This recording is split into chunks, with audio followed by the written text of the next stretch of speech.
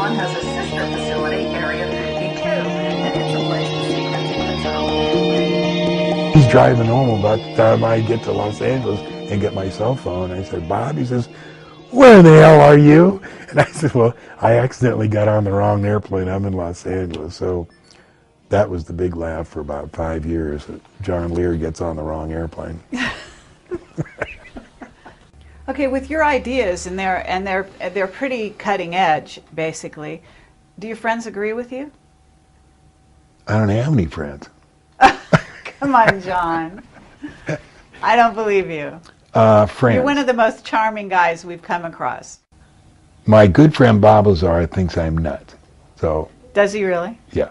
He told us at the birthday party. And he works on UFOs. So as a matter of fact, if you'll reach behind you, I would like to read his birthday present to me. It's that cup that says JL. Right. Just hand it over here. Okay, now Bob Lazar had this made for me, and this is my birthday present. Basically, what this is what does it say? Periodic table of elements, and the periodic table of 116 is JL. And it says it's a human solid, and the atomic mass is 256.89, and it has all the stuff there. And then it says element John Lear, occurrence found primarily in Nevada. Physical properties: JL is a rare and unstable element. It is best known for its remarkable ability to resist common sense and facts. Oh, jeez. Applied liberally, JL has been known to improve the quality of lawns. It is also known to absorb great quantities of expensive substances. It is one of the most powerful money-reducing agents known to man. Prolonged exposure to this element can cause severe physical, mental, and financial damage. That's great. Okay, and you told us off camera that Bob Lazar has gone back in working for the government. Yeah, he works back at Los Alamos National Laboratories. What's he working on? I have no idea. One of the things he told us is when he went back to work, they had a short chat with him, and before they gave him his clearance, they said, now Bob, you're not going to cause us any more problems, are you? And he said no. Well, they basically threatened him to get him to come back in, isn't that right? I mean, he was having all kinds of problems right before that. I didn't hear that part. Okay. But he's been inside for about 4 years. I think so, yeah. Okay. And you're saying that it's possible he might give interviews? Yeah, he did the Travel Channel a couple of years ago, and just the other day did somebody else, but it would be best that you did not mention my name. Just call him up out of the blue. Okay, but he's your friend, right? Yeah, he's a good friend. He came to my birthday party, and it was really great. As I've told you, I used to have 2 wicker chairs here. In 1987, I started talking about UFOs. I gave a lecture at the Spring Valley Library. Well, it created such a ruckus here in Las Vegas. People were calling. There were people wanting to interview me. I mean, it just exploded. And, of course, it disrupted my family here because people were calling. Marilee eventually had my phone shut off. She took all my UFO files. I mean, it was bad. And so in 1988, a guy called. He said, my name is Gene Huff. I'm a real estate appraiser, and I'd like to get some of your tapes and stuff. I said, Gene, I'm out of it. It's almost cost me my family. I'm just not doing it. He says, okay, well, if you ever want to trade some tapes, I'll trade you a real estate appraisal for it. And I said, oh, wait a minute, because, I needed some money. I said, I'll tell you what, I'll get you those tapes and you appraise my house. So he came over the day after that to do the measurements. Of course, he had no idea it was 7,700 square feet. He's complained ever since because he had to do such a huge house for just a couple of tapes and some information. Well, anyway, when he came over, he brought this guy named Bob Lazar, and he introduced him to me. Bob was the guy that held in the end of the measuring tape. And he said Bob used to work at Los Alamos National Laboratories, and he lives in town now and develops photos. And so I said, great, So Gene and I are talking about UFOs, and Bob is rolling his eyes. He said, you guys are nuts. This could not be true. I worked at Los Alamos. I had a Q clearance. If it had been true, I would have known about it. I did enough snooping around there. So he didn't want to hear about any of this stuff. So anyway, that was like in June of '88. So over the next 4 or 5 months, Gene and I and Bob exchanged information. And Bob, you know, there was 3 or 4 things that pushed him over of this is totally ridiculous, that it might be true. And one of them was, in those days we knew about a secret facility at Los Alamos called YY-2, and my information was that it was where they held the aliens there.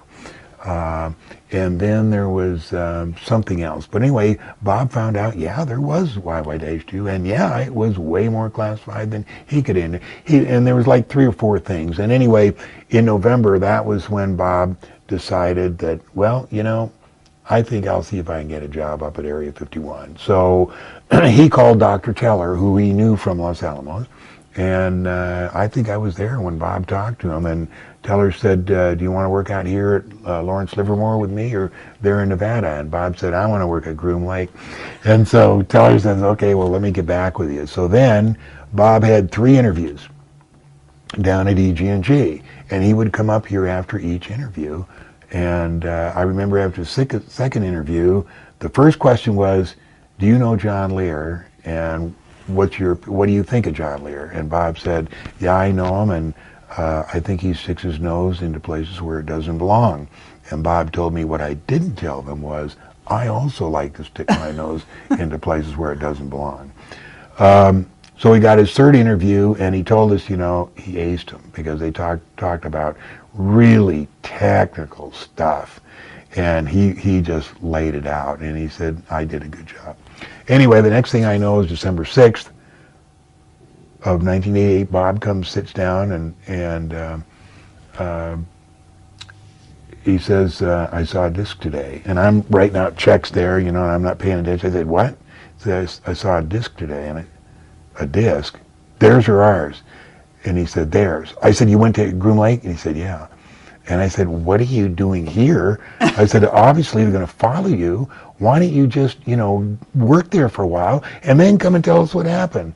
He says, because I have seen you take so much crap over the past 6 months about this. I'm telling you, it's real. I saw it. I touched it, you know. And then we spent about 2 hours talking about stuff.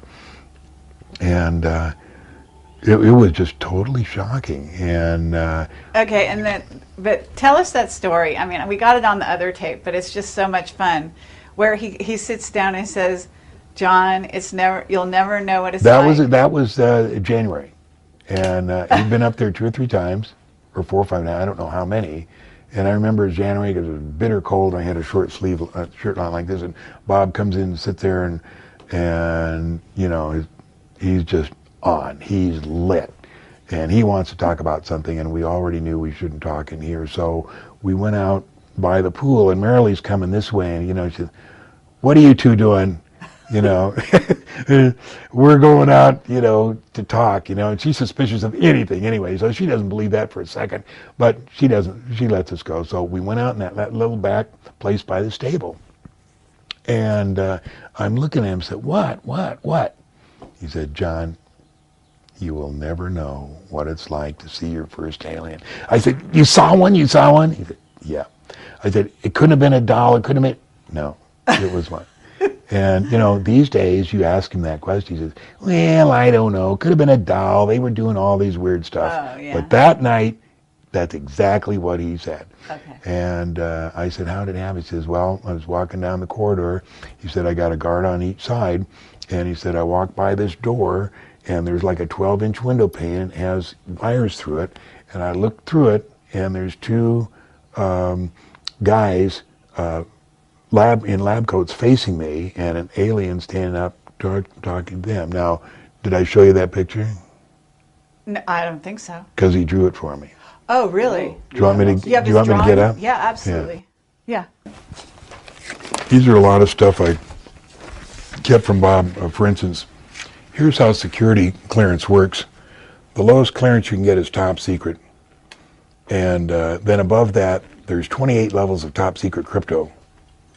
And then above that, there's 10 levels. Now, these aren't the real names, except the top one is Majestic.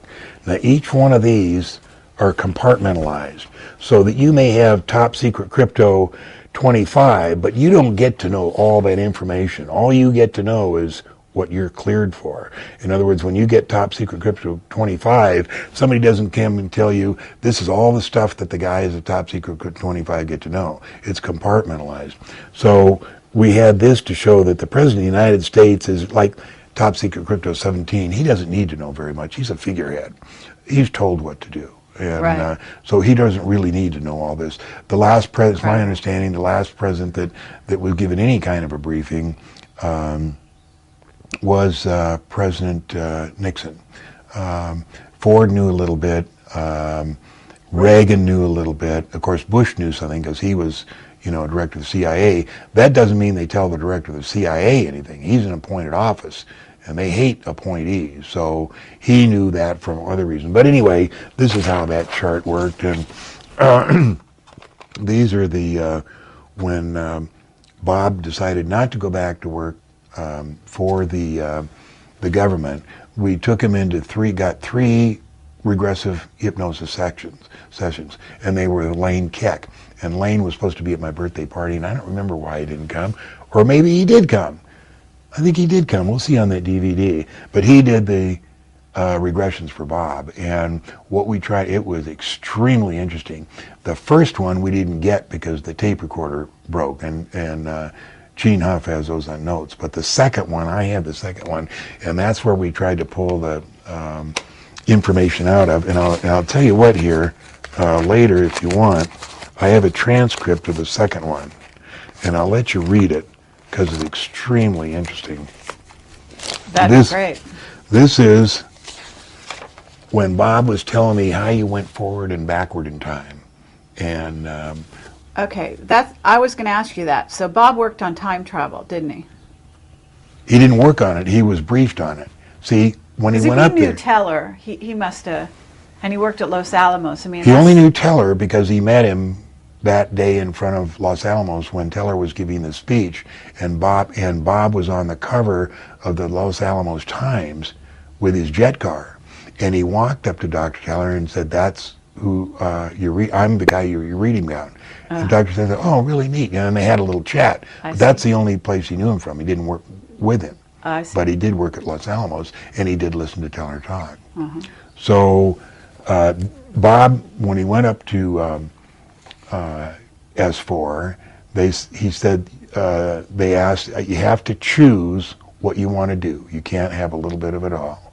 You have to choose, do you want to be, work on this or that? And Bob wanted to work on reverse engineering the propulsion. That was his job. But he got briefed on all this, and what he's showing me here is how you go forward in time, which is just exerting a strong gravitational pull, and how you go aft. And he started drawing it like that, and then he put his scribble, I don't know. So anyway, these were the Bob Lazar, 1987. He was drawing me the different shapes of vehicles that were at S4. And this one, what he's doing here is he's showing me one had been hit by a projectile. And when I first, let me see here. When I first started showing Bob the pictures of the moon and showing him stuff that was on there, I was saying, look at this, vapor and this and that, and he kind of looked at me real skeptical, and then he said, John, I walked out the door, and then walking out of the door of his home, he says, John, if any of this stuff is true, I'm going to have to kill myself. And so I said, why don't I get that on paper, Bob? So I had him sign this thing that says, I, Bob Lazar, promise to kill myself if any of John's moon stuff is true. Signed, Bob Lazar, August 23rd, 1996. Well, what happened is, when I finally got somebody, when I ordered that photograph from NASA, they sent me the negative. It was a 16 by 20 negative. Right. And it took me 5 or 6 years before the technology got even to Las Vegas to make a positive that size negative. So when I got it, I took it over to Bob's house, and there's a little one right here. This was the first I got, and I took it over to Bob, and he scanned it. And those are the scans went on ATS. And so up here, I'll let you do a close-up later, there's obviously what looks like a parking garage. So Bob looks at it and looks at it and looks at it. He says, yeah. He says, I got to admit, that is not natural. That is something. And so I said, Bob, we've been friends for a long time, and I know you're a man of your honor, and you have agreed that if any of my moon stuff was true, that you would kill yourself. And he says, well, is there any way I can get out of it? And I said, yeah. As a matter of fact, why don't you just sign this statement here?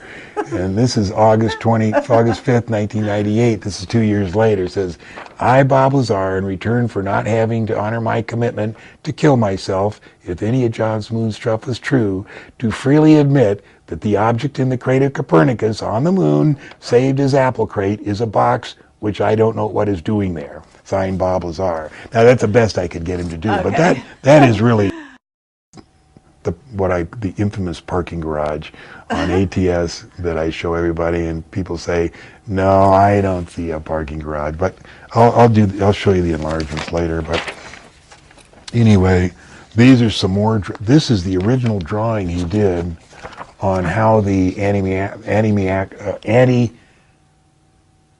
reactor worked. And this is how he showed me the arches were in the And that was what year? This is all between December and March of December of 1988, March of 1899. And these are the notes I kept. Meeting with Bob Lazar, November 2nd, 1988, because I typed up this stuff. I see. And now, did he draw an alien for you or not? Yeah. You got it there? 'Cause we'd love to see that. I realized that's what we read to get this. Now, the original is blue, and I'm sure it's here somewhere, but this is the original drawing he made me, drawn by Bob Lazar, December 1988, January 1988, disc hangers at S4. Position of gray in relation to two scientists in lab coats, size, orientation, and construction of window through which he saw scientists and the gray. So this is, he was scribbling all over. This is the test site, and whereas 4 was, this was the length of the hangars, 360 feet, and each bay was 40 feet long. This was how the saucers sat in the hangar, and this drawing right here is the two, and this is what Bob drew. These are the two lab technicians, and that's the little alien facing the other way. And he drew the door, and he drew that wire going through the window. He said he looked through that and saw those guys right there. That's great. Did they ever have any exposure, like communication with them? Yeah, 3 times, at least 3 times. Really? And I'll just show this because this was on the back side of the piece of paper. This is Aurora, and this was the airplane we have that cruises at 250,000 feet and goes Mach 12, and that was in 1988. And this is what it looked like when he stepped down from the Boeing 737. When he walked down the ramp this way, that thing was parked towards him, so he was looking up the tail. And he said it was absolutely enormous. He said there was 2 giant squares where the exhaust was, and he said a man would look like a little doll, standing in those. Wow. He's looking at it from behind. This is he's looking at it from behind. Yeah. So he doesn't know exactly. He just assumed that that's what it looked like in plan view. So anyway, the 3 times that he saw the alien was the first time was when they gave him the pine-smelling fluid. And what they did, it's really interesting, when Bob came in here the very first day, And he said, I saw a disc. I said, and he used to wear a ring, and I forget which finger it was on. I said, okay, now listen to me, Bob. They're going to give you some drugs and to make you forget what you're doing. So what I want you to do is when they take you in to give you the drugs, I want you to take your ring off subtly and put it on your other hand. You won't remember, but when you come up to see me, I'll see it and you'll know you already take the drugs. He said, They already did that today. I said, they did? And he said, and he described this elaborate drug test of, how they took a needle and they put a rectangle on his, scratched a rectangle on his arm and then made lines like this and lines like that, and then they'd take stuff and they'd put into each little square like that. And then they took him into a room, and he said the room was just like a regular doctor's office, and there was a couch, and he laid on the couch, and he said there was a screen and blocking something, and he said he knew the gray was behind it. Then there was a military guy with an M16 and a doctor and a nurse, and they had him drink the pine-smelling fluid, and he drank the cup, and immediately he felt, dizzy, and he said he described exactly what he felt like. He said he felt like he was in a well that was 100 feet deep, that his arms were 100 feet long, and he was just holding on to the sides of the well, just barely with his fingertips. That's what he felt like. Huh. He said then they started to read the clearance with which he was, or the briefing of the clearance with he was being given. So they'd say, they'd read a sentence, and say, and I understand that, I am being briefed, and at the end, the soldier would take the M16 and poke it into his stomach like that. And he said it really hurt. And each different phase of the clearance, the soldier would take the M16 and poke it into his solar plexus. So, so in the tapes that Lane Keck did, when we were trying to get the information out, they told him a lot of really interesting stuff, and when we would get to, well, what's going to happen in the future, he'd say, I'm not supposed to talk about that. And then Lane would try to work around it with some subtlety, and Bob would grab it, says, no, I can't, it hurts. Oh, and wow. So that was So like a programming thing. Right. So did he ever do the ring trick? No, because he had already done it. He said they already drugged him. But he had to keep going to work, so... See, the reason he quit was because when we got caught, he invited us up to see the flying saucer flights on May 21st, or March 21st, 1989. And I have that tape right here, and I'll show you. It's only 9 minutes long. We took that Celestron 8, and we saw, he told us when it was going to fly, and me and Gene are right there, and I focused in on it, and I saw a flying saucer, and it was, tilted about 40 degrees, and it was gold, and it had the stuff radiating off, and I said, quick, Gene, quick, take a look. And as I stepped back, I hooked my foot around the thing. So that came up at the birthday party, because everybody at the birthday party was supposed to tell a John Lear story. And that was Bob's story. And, okay, well, also the story about getting stopped on the road and the guns in the car. That was when Nye County Sheriff stopped us, and that was the third time we got caught. But the point of that story was that when they took him in the next morning to Indian Springs, which is the center of all the security, and took him out of the car with a gun in his ear, they said, now, Bob, when we gave you this clearance, it meant you were not supposed to tell all your friends about the flying saucers. Now, do you want to work here or not? And that's when Bob was non-committal, because the last 2 flights he had taken up to Groom Lake, he could remember walking up the steps and walking down, but he couldn't remember anything in between, and he said he didn't want to work on a program like that. Well, what about the tall whites? Because from what I understand, Charles Hall talks about the tall whites being out at Indian Wells, that area. You know anything about that? Mm-mm. Bob ever talk about the tall whites? Mm-mm. No. No, only the grays, and they only had the 3 times.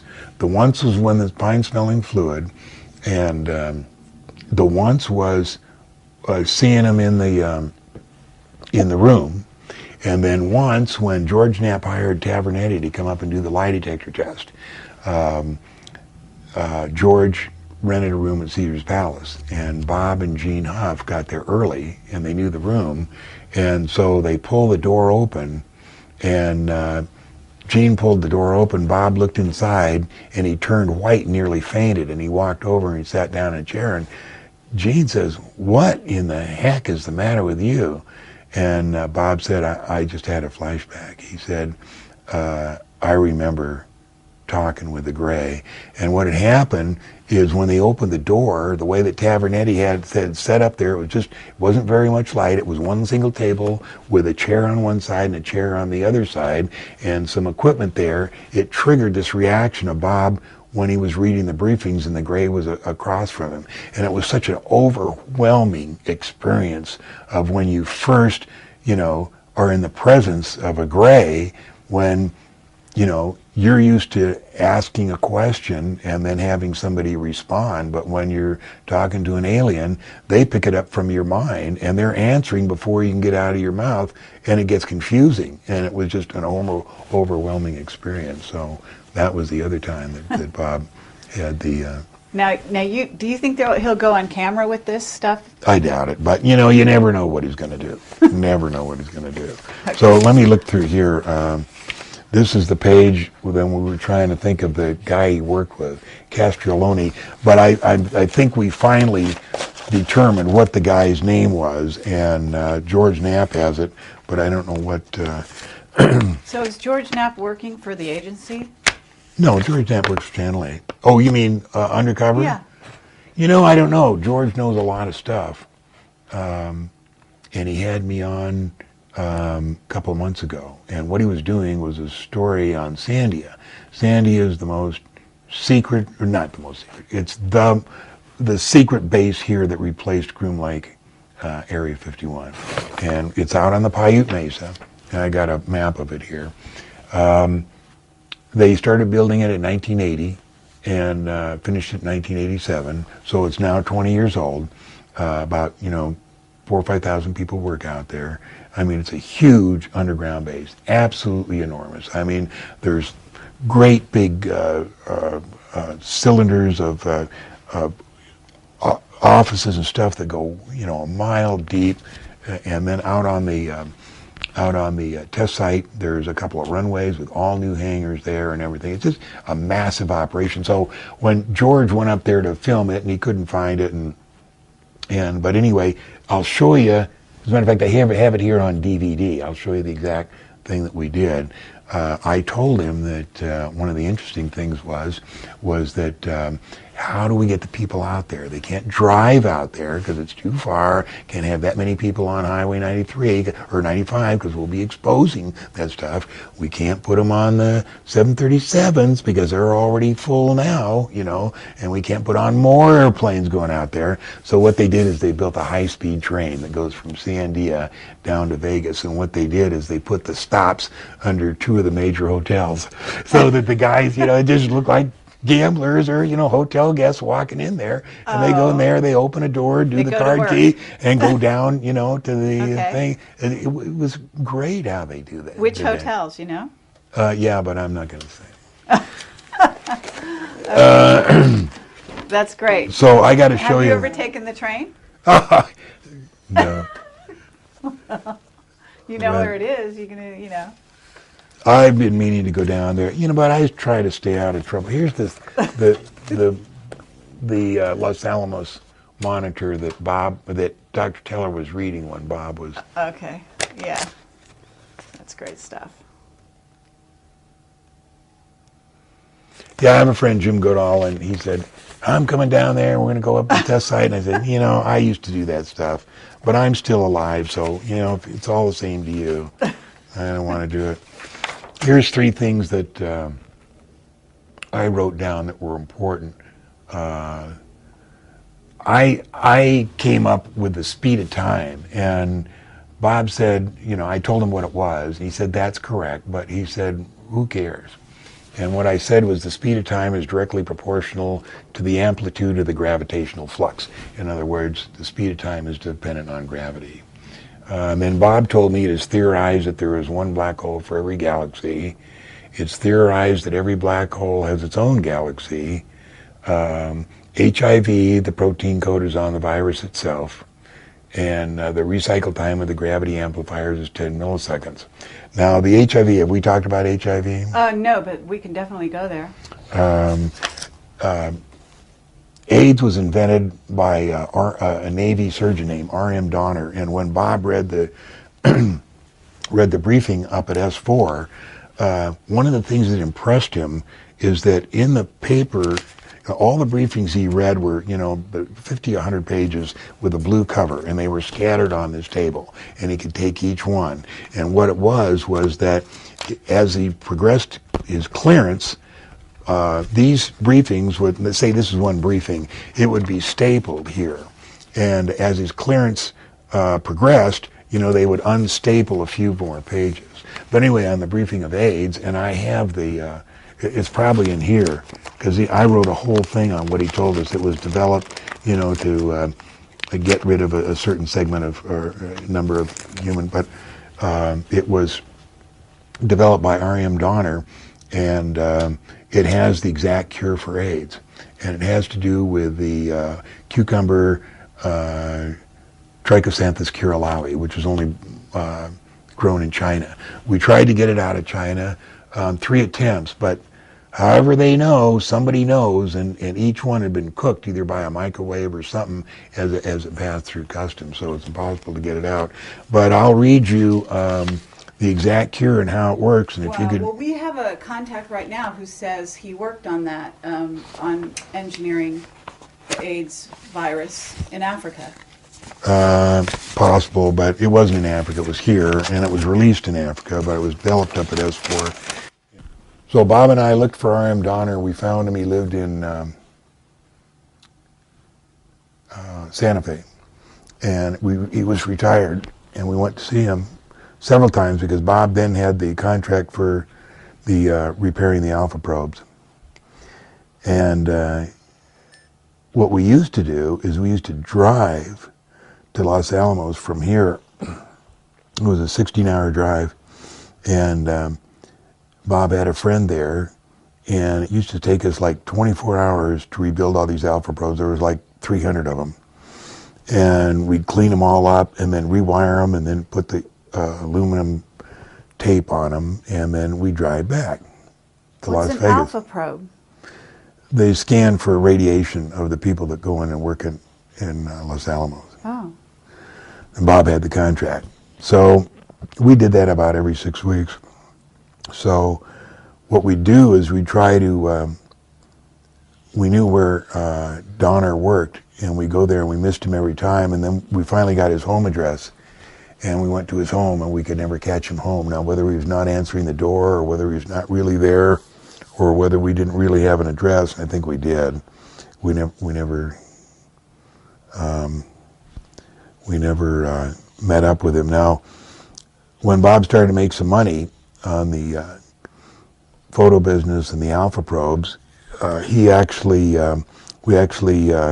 went on the airline to go to Albuquerque, and we'd rent a car to go up to Los Alamos. So this one day, and the same things happened on this one day, and I told this in the John Lear stories. I'm going to tell this on myself. So I have trouble recognizing Earth people. For some reason, I just can't, if I haven't known them for 25, and even if I do know them for 25 years, it's hard for me to pick them out of a crowd. So what we would do is to go to Albuquerque, Bob would buy a ticket on Southwest, and I'd jump seat with my airline ID. So one morning we get ready to go, we're going to leave at 7 o'clock, and I go to the airport, and I don't want to get on the airplane unless he's on it. And I walked up and down at all the passengers and looked very carefully. I couldn't find Bob. So I didn't want to get on if he wasn't there, and I couldn't reach him at home.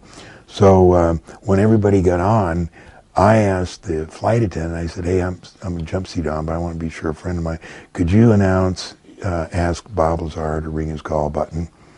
Well, of course, what I had forgotten is on this particular flight going to Albuquerque, that's all the Sandia and other guys that go on this flight. So when the flight attendant would Bob Lazar please ring his call button, of course the whole airplane, everybody starts laughing because they think it's a joke.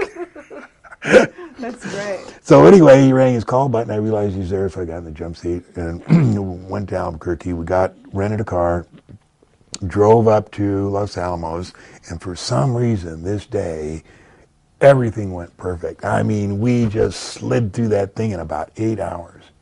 And so we realized that we could drive back, get on the airplane, and have dinner at our favorite Italian restaurant called Parma's. So we pack all this stuff up and write the bill, and we go tearing down the mountain from Los Alamos to Albuquerque and down the freeway. We screech into the rent-a-car place, jump right on the van that's just pulling out, get to the airport.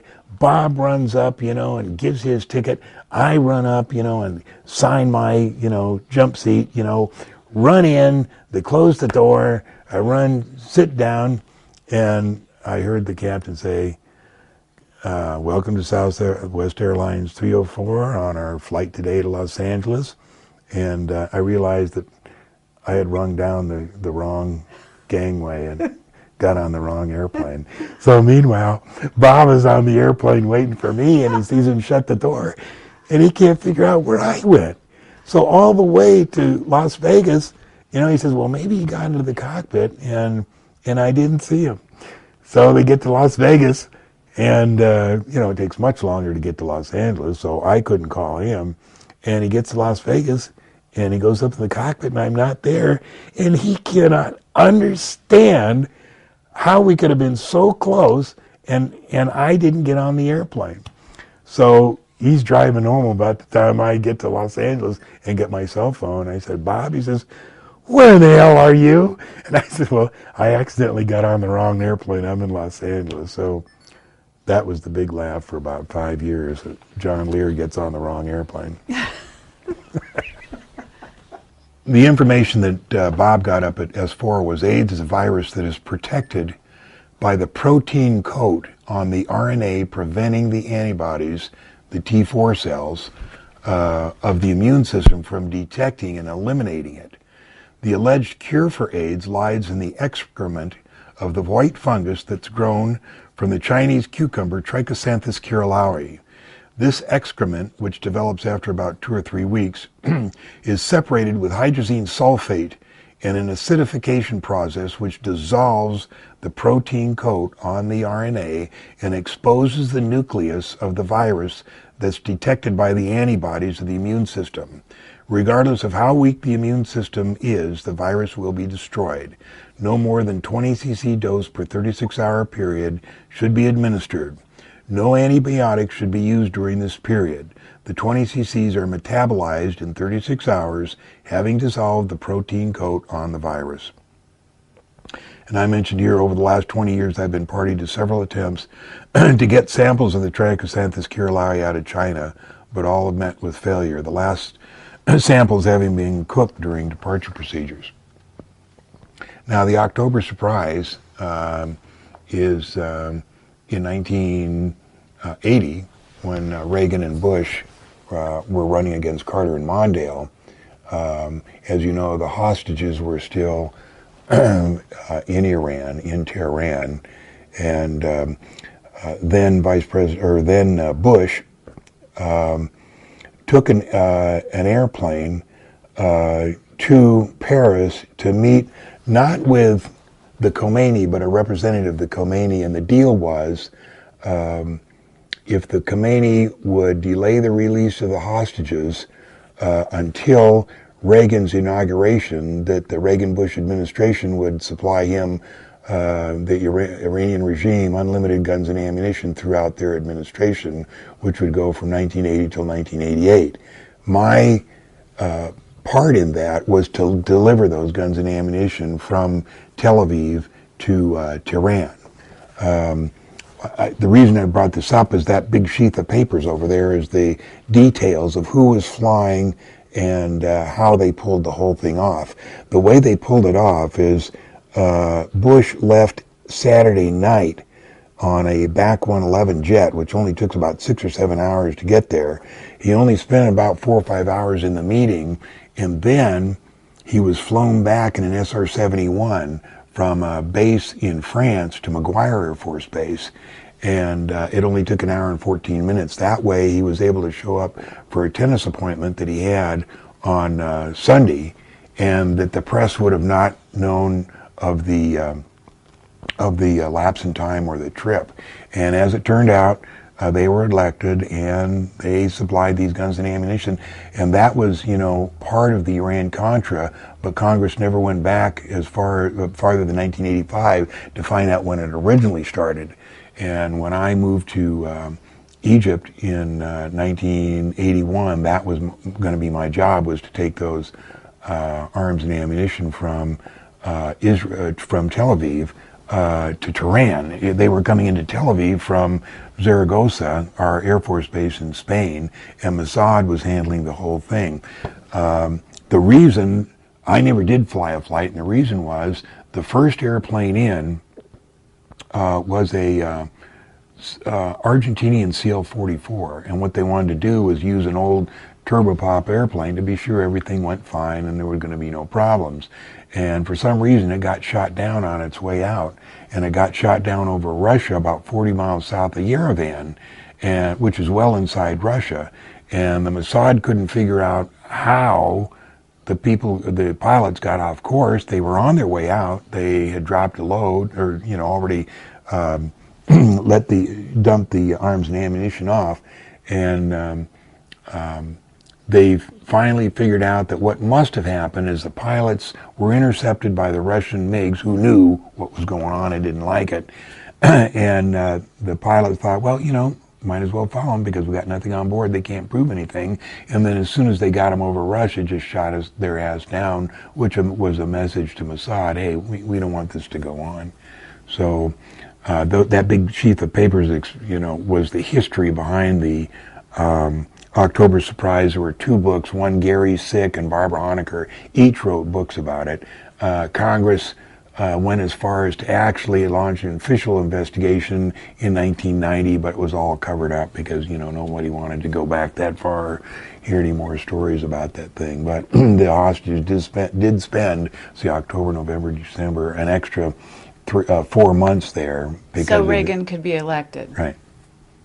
Incredible stuff. And a lot of people know this story, but it's been, 30 years, and pretty much everybody has found it. The only reason I brought it up is because I'm putting the history there of who the pilots were. And what about, what do you know, anything about the Minot, the recent incident with the Minot Air Force Base and the weapons that were, the nuclear warheads that were attacked? That smells to high heaven. I followed that on ATS. It was very, very thorough. It was one of my favorite threads.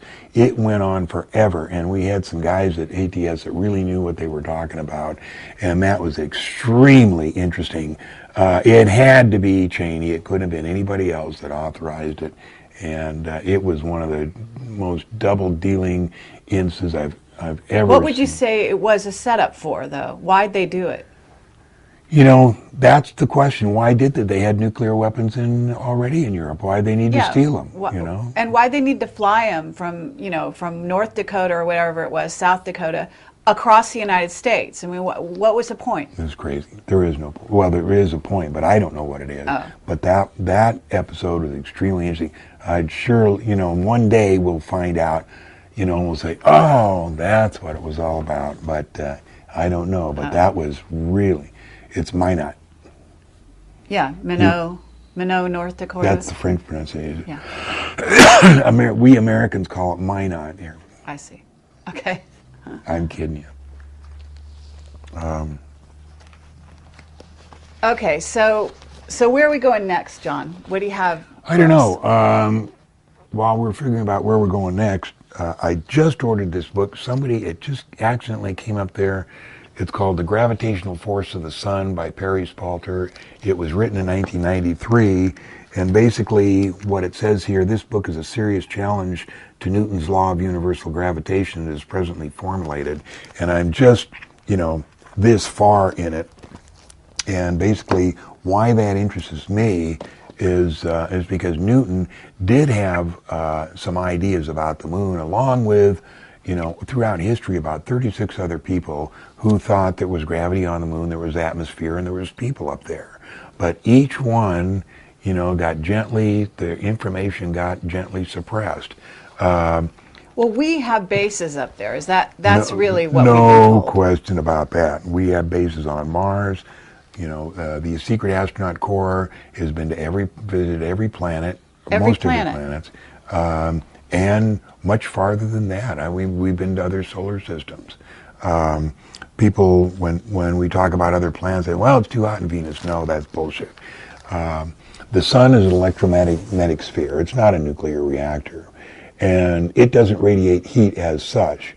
It radiates electromagnetism. And each planet has its own filtering system. And so the filtering system around each planet determines what the temperature is. So temperature on Venus is, much like Earth, so it is on Mars, so it is on Pluto, so the same on Mercury. There's people just like us on every single one of the planets. The planets that you hear about as being giant gases like Saturn and Neptune, there's only one gas giant in our solar system, and that's NASA. NASA. That's the only gas giant we have. All the rest of the planets people live on and happy. Okay, so what do you think? They're being shrouded? You think there's we're being suppressed. The information is being suppressed. We're not allowed to know about any of that. The people that Hoagland talk about have taken over, and they consider space their personally theirs, and they don't want to share it with any of us. They have.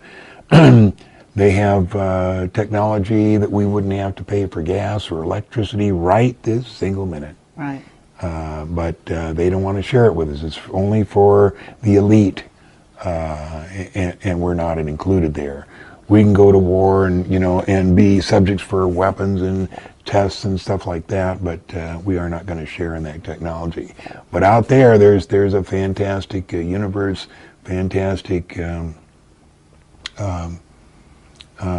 Fantastic set of planets. It's really interesting out there. John, I would like to ask you a few questions. Basically, sure. On behalf of the people who are watching this video, we're asking these questions on their behalf. Mm. First of all, I want to say that our source, Henry Deacon, told me personally, I don't think this is on our site, because for me it felt outlandish. He said that there's life on every planet in the solar system. He looked me in the eye and he said, "You may well not believe this, but I promise you it's true." Yeah. He said that Venus is not as hot as they want you to believe. He said the sun doesn't work the way that they teach you in school. He said a whole bunch of stuff that corroborates what you're saying. Now, he was on the inside. He's worked in deep black projects all over the place in a number of establishments. And so his source comes from briefing documents, conversations with other physicists, and so on and so forth. Where do you get your information from here? Because this is so extraordinary and way off the end of the spectrum that people need to know how you figured this out, or who's told you this, or what your sources are. Specifically the sun, that came from a document in the Branson files. Branton files. Okay. So have you ever met Branton? No, but we used to talk a lot, and I'm not sure whether I ever met him face to face. But his name is what? His real name? I don't know. I forget his real name, but he's... Anyway, Dave. I think it's Dave something. But anyway, we used to be real close, and then he got sick for a while, and I don't know what he does. But his information is so interesting, and I have no reason to believe that most of it's not true. Have you read the Branton files? Oh yeah, they're absolutely. Lengthy. I have a 3-inch binder that I had him printed out. I mean, he's the one who really publicized the Dulce base information big time in those files. And you're familiar with all of that, right? The whole Dulce story started in 1987 when me, Linda Howe, Tom Adams, and several others met in Crestone, Colorado, to discuss the state of UFOs.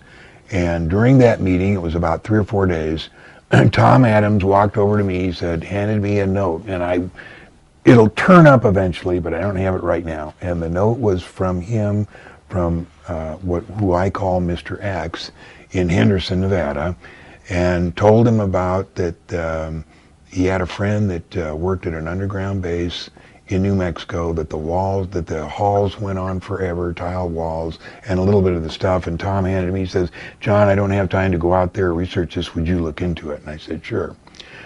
So when I got back, and before I got back, me and Linda Howe went in my truck all throughout New Mexico. We stopped and talked to Ernie Edwards, who was the key figure in the Benowitz deal. And then she and I drove down through Corona and to see Clifford Stone, and she and I took that road that goes from Corona over to the main highway down to Roswell, and we're going to find the Roswell Ranch, and we get to the turnoff, and there's 30 dead cows there. And it was crazy. And so they didn't have the classic mutilations, but they were dead. And we talked to the farmer there, and he said, oh yeah, there's some kind of a virus going around. And I forget what the whole story was, but none of it made any sense. And we went down and interviewed Clifford Stone, and then I eventually drove back to Las Vegas and met with Mr. X. And Mr. X started telling me about Dulcie, about the guard that had witnessed the atrocities that were going on there and didn't agree with them, and had decided to escape. And he escaped with allegedly 7 minutes of videotape that showed the hallway, 25 black and white photos, and 100 pages of information. Now we're told this is buried on top of a mountain and it's inaccessible. I'll get to that. So, and that guy is Thomas Costello, is that correct? Thomas Costello. So Mr. X had met Costello, was very good friends with her, and when he escaped, he made 6 of these boxes. And what he did is he gave a box to each one of his friends, and Mr. X was one of them. And Mr. X took me down to Dolan Springs, where he hid his box on the top of a mountain. Now, I didn't go to the top of the mountain or see exactly where it was, but he showed me, where it was generally. So we get back, and I talked to Mr. X over a period of 3 or 4 months, and eventually he shows me some pencil drawings that he drew from the original photographs. Those became the infamous Dulcie papers, and I have the originals right here that I drew from those pencil drawings. And so I drew them. And what are they drawings of? Of the interior of Dulcie. I see. Well, I don't know if we've seen them or not, but can we get those on camera? Yeah. Okay. Do they contain any pictures of aliens? No, they show the lab and all the hookups with the bags and everything. Mm-hmm. And those so are the drawings that were published in Matrix 2, is right, that correct? Yeah, right. We know the ones, yeah. Matrix 1 they were showing. Matrix 1, okay. And the way that Matrix happened is when I was getting into all this, a guy kept coming knocking on the door, John Grace, and, hey, I'd like to talk to you. And that was the time when I was having so much trouble with Marilee, and I kept saying, don't come here, I don't want to talk about it. Finally, he came in, and we developed a long relationship of collaborating on information. And Matrix 1, every page came off that desk. And I wish I had that book. My mom passed away, and there was one left that she had in mint condition, and I gave it to one of my nieces. So I don't have an original Matrix 1. I have an original Matrix 2, and now it's up to Matrix 5. Anyway, John Grace was a really interesting guy, did a hell of a lot of research. He worked for Nellis Air Force Base, and one day during this period, like late 87, he wrote a kind of a state of the research where we were at, as far as what we had found out, and he wrote it. He wanted to get it out, but he didn't want to use his name.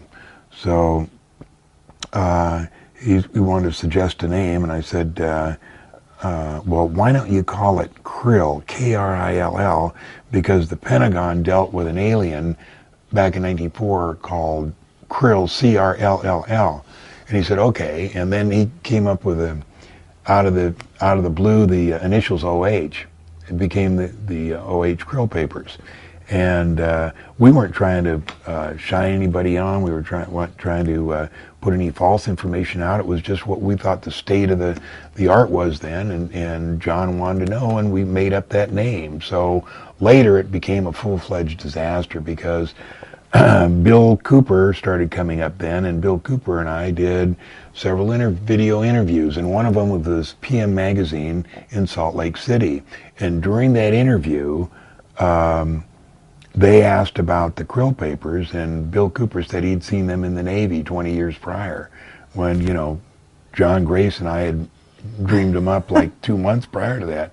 And the other thing was, there was a paragraph out then talking about the Excalibur weapon, and the Excalibur weapon was a weapon that the military were developing that would penetrate 1,000 feet of soil. And Bob Lazar had written that like 2 months prior, and Bill Cooper had said he'd seen that in the Navy 20 years prior.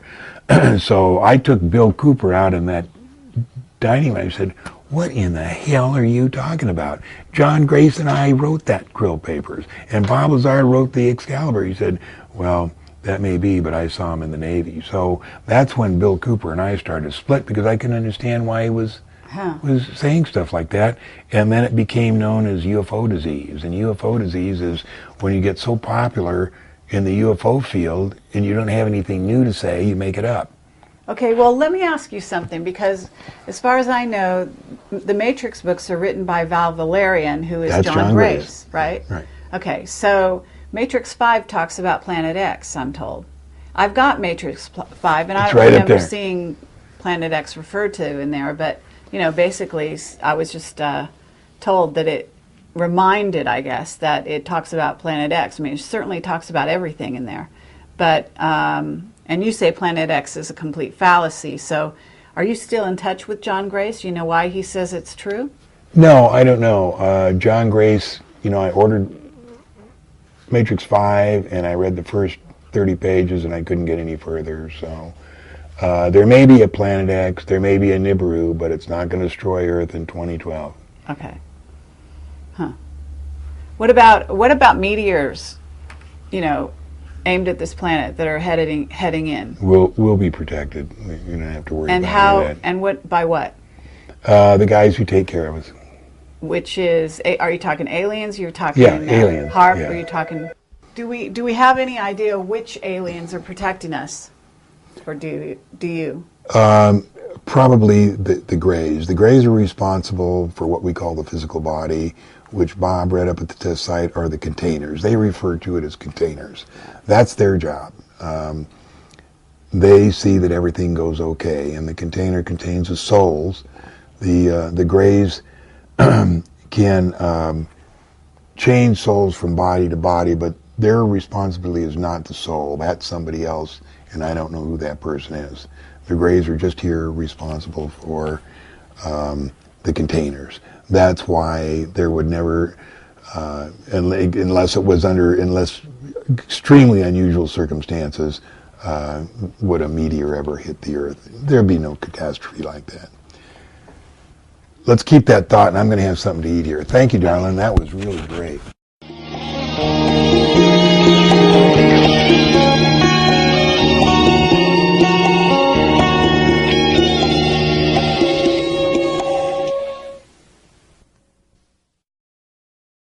JL has been known to improve the quality of lawns. It is also known to absorb great quantities of expensive substances. It is one of the most powerful money-reducing agents known to man. Prolonged exposure to this element can cause severe physical, mental, and financial damage. That's great. Okay, and you told us off camera that Bob Lazar has gone back in working for the government. Yeah, he works back at Los Alamos National Laboratories. What's he working on? I have no idea. One of the things he told us is when he went back to work, they had a short chat with him, and before they gave him his clearance, they said, "Now, Bob, you're not going to cause us any more problems, are you? And he said no. Well, they basically threatened him to get him to come back in, isn't that right? I mean, he was having all kinds of problems right before that. I didn't hear that part. Okay. But he's been inside for about 4 years. I think so. Yeah. Okay. And you're saying that it's possible he might give interviews. Yeah. He did the Travel Channel a couple of years ago, and just the other day he did somebody else, but it would be best that you did not mention my name. Just call him up out of the blue. Okay, but he's your friend, right? Yeah, he's a good friend. He came to my birthday party, and it was really great. As I've told you, I used to have 2 wicker chairs here. In 1987, I started talking about UFOs. I gave a lecture at the Spring Valley Library. Well, it created such a ruckus here in Las Vegas. People were calling. There were people wanting to interview me. I mean, it just exploded. And, of course, it disrupted my family here because people were calling. Marilee eventually had my phone shut off. She took all my UFO files. I mean, it was bad. And so in 1988, a guy called. He said, my name is Gene Huff. I'm a real estate appraiser, and I'd like to get some of your tapes and stuff. I said, Gene, I'm out of it. It's almost cost me my family. I want to work at Groom Lake. And so Teller says, okay, well, let me get back with you. So then Bob had 3 interviews down at EG&G, and he would come up here after each interview. And I remember after the second interview, the first question was, do you know John Lear? And what do you think of John Lear? And Bob said, yeah, I know him, and I think he sticks his nose into places where it doesn't belong. And Bob told me what I didn't tell them was, I also like to stick my nose into places where it doesn't belong. So he got his 3rd interview, and he told us, he aced him because they talked about really technical stuff. And he just laid it out, and he said, I did a good job. Anyway, the next thing I know is December 6th of 1988, Bob sits down, and he says, I saw a disc today. And I'm writing out checks there, and I'm not paying attention. I said, what? He says, I saw a disc today. And a disc? Theirs or ours? And he said, theirs. I said, you went to Groom Lake? And he said, yeah. And I said, what are you doing here? I said, obviously they're going to follow you. Why don't you just, work there for a while and then come and tell us what happened? He says, because I have seen you take so much crap over the past 6 months about this. I'm telling you, it's real. I saw it. I touched it, And then we spent about 2 hours talking about stuff. And it was just totally shocking. And okay, and then, but tell us that story. I mean, we got it on the other tape, but it's just so much fun, where he sits down and says, John, you'll never know what it's like. That was January, and he'd been up there 2 or 3 times, or 4 or 5 now, I don't know how many. And I remember January, because it was bitter cold, and I had a short sleeve shirt on like this, and Bob comes in and sits there, and he's just on. He's lit. And he wants to talk about something, and we already knew we shouldn't talk in here. So we went out by the pool, and Marilee's coming this way, and, she said, I'm just not doing it. He says, okay, well, if you ever want to trade some tapes, I'll trade you a real estate appraisal for it. And I said, oh, wait a minute, because, I needed some money. I said, I'll tell you what, I'll get you those tapes, and you appraise my house. So he came over the day after that to do the measurements. Of course, he had no idea it was 7,700 square feet. He's complained ever since because he had to do such a huge house for just a couple of tapes and some information. Well, anyway, when he came over, he brought this guy named Bob Lazar, and he introduced him to me. Bob was the guy that held in the end of the measuring tape. And he said, Bob used to work at Los Alamos National Laboratories, and he lives in town now and develops photos. And so I said, great, So Gene and I are talking about UFOs, and Bob is rolling his eyes. He said, you guys are nuts. This could not be true. I worked at Los Alamos. I had a Q clearance. If it had been true, I would have known about it. I did enough snooping around there. So he didn't want to hear about any of this stuff. So anyway, That was like in June of '88. So over the next 4 or 5 months, Gene and I and Bob exchanged information. And Bob, you know, there was 3 or 4 things that pushed him over of this is totally ridiculous, that it might be true. And one of them was, in those days we knew about a secret facility at Los Alamos called YY-2, and my information was that it was where they held the aliens there. And then there was something else. But anyway, Bob found out, yeah, there was YY-2, and yeah, it was way more classified than he could end. And there was like 3 or 4 things. And anyway, in November, that was when Bob decided that, well, you know, I think I'll see if I can get a job up at Area 51. So he called Dr. Teller, who he knew from Los Alamos, and I think I was there when Bob talked to him, and Teller said, do you want to work out here at Lawrence Livermore with me or there in Nevada? And Bob said, what are you two doing? You know, we're going out, you know, to talk, you know, and she's suspicious of anything anyway, so she doesn't believe that for a second, but she lets us go. So we went out in that little back place by the stable, and I'm looking at him and said, what? He said, John, you will never know what it's like to see your first alien. I said, you saw one? He said, yeah. I said, it couldn't have been a doll, it couldn't have been, no, it was one. And, you know, these days you ask him that question, he says, well, I don't know, could have been a doll, they were doing all these weird stuff. Oh, yeah. But that night, that's exactly what he said. Okay. And I said, how did it happen? He says, well, I was walking down the corridor. He said, I got a guard on each side. And he said, I walked by this door, and there's like a 12-inch window pane, and it has wires through it. And I looked through it, and there's 2 guys in lab coats facing me, and an alien standing up talking to them. Now, did I show you that picture? No, I don't think so. Because he drew it for me.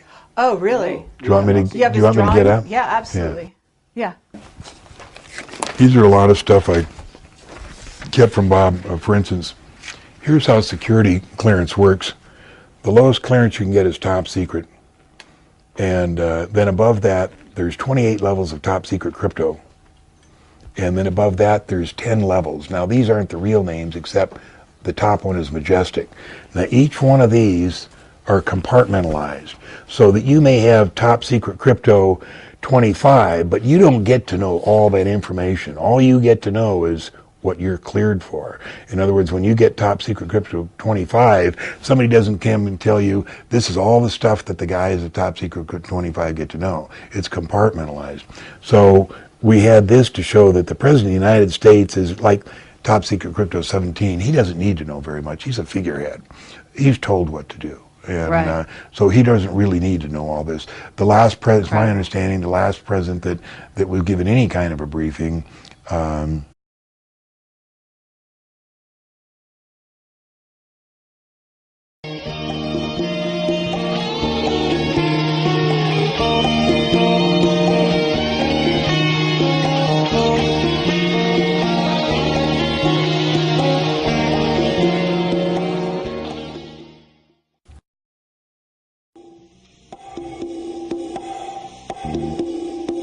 Space known as Area 51.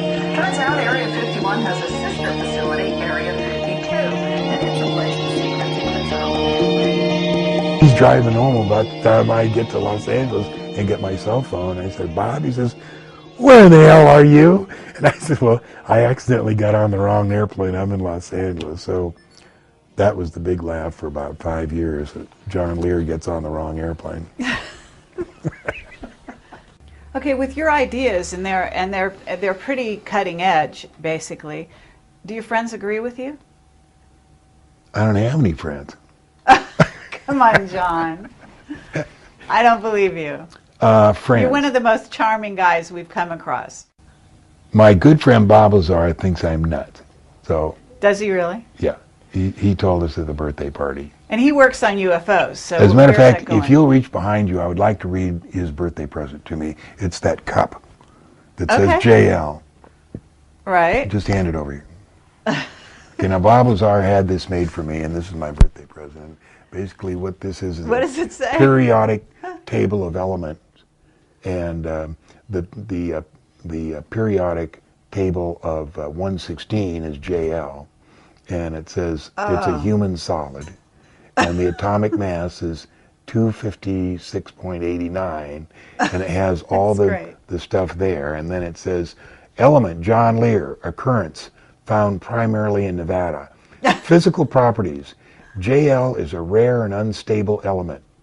It is best known for its remarkable ability to resist common sense and facts. Oh, jeez. Applied liberally,